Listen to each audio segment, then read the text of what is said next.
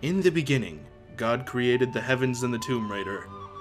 At least he might as well have, because this series is fucking ancient.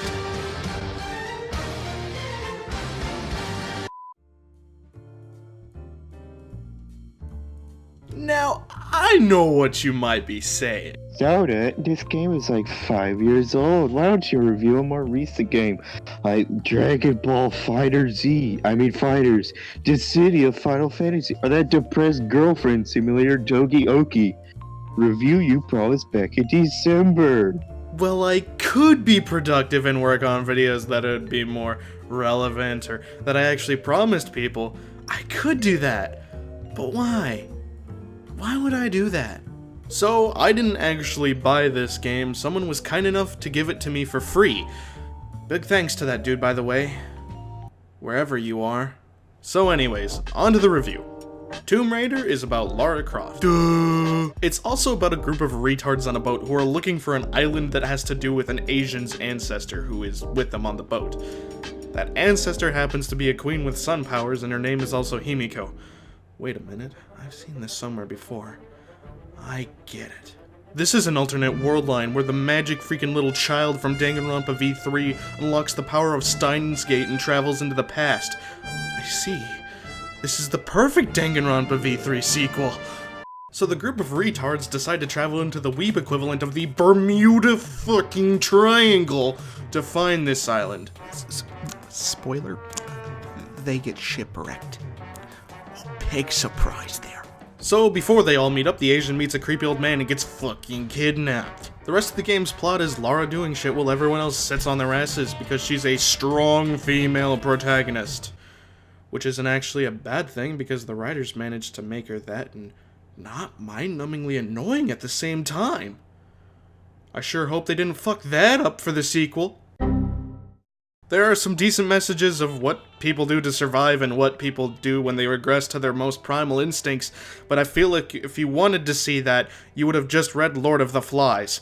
I'm sure there's a ton of plot holes in this story, but I played the game through so casually and didn't take notes because I actually wasn't planning to review the game at all. The well just kind of ran dry and I was just like, oh hey, there's an idea. If the story doesn't entertain you, then the graphics sure will. I played the game absolutely maxed out at 1440p, and oh boy, it looked better than the girl I like does. The game presents you with some breathtaking visuals and some great views. Just look at this. Take a good look at that scenery. Damn, that looks picture perfect. This is paired with some really good sound design that I noticed, especially when using zip lines or climbing in icy areas mainly. I actually forgot I was playing a game that came out the same year as Dota 2. The graphics in this game look really good, and I'll be using it in my essay on why consoles hold back graphics and why they suck. Come never, unless you guys want it. The well of ideas has run dry after this video. What about the gameplay though? Like, you know, the thing that you play games to experience. The thing that is the differentiating factor between games with a story and movies. The gameplay is okay, but it's not too great. It's a modern console exclusive, really, a third-person action-adventure game with stealth elements. I would describe it as serviceable, really. It's fun to kick back and play for a few hours, but if this was a larger game, I'm not sure if I'd be able to finish it. This is also paired with the fact that the path you're supposed to take is as obvious as Waluigi and Tide Pod memes not being funny.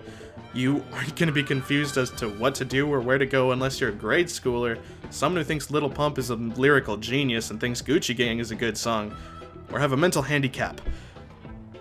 Oh, wait a minute, those last two things are pretty much the same thing. Oh, whatever. All in all, Tomb Raider is a pretty good game. I like it. The thing is, it's generic enough to the point where I wouldn't pay more than pocket change for it. It's too basic and linear, which aren't inherently bad, but when coupled with a story that I never felt too invested in, it just doesn't hold up. Especially since the story is pretty darn short and the twists were too predictable. And the one that I didn't manage to predict didn't make me go, oh shit, it just kind of made me go, oh, okay. The game is like the average popular high school group. It's visually appealing, but what's going on in the inside probably needs a lot of work in order to be stellar. That's all from me, folks. My name's Soda, and I'll see you guys in the next video of whatever I make. You can follow me on Twitter if you want to. Follow me on Gab, even though I never post there. It probably will with the inevitable Twitter ban I get for being too offensive. That's about it. I am still working on that video, I promise, though. I need to finish the script, or more importantly, start it. But it's coming. I swear. I swear. Don't execute me, please.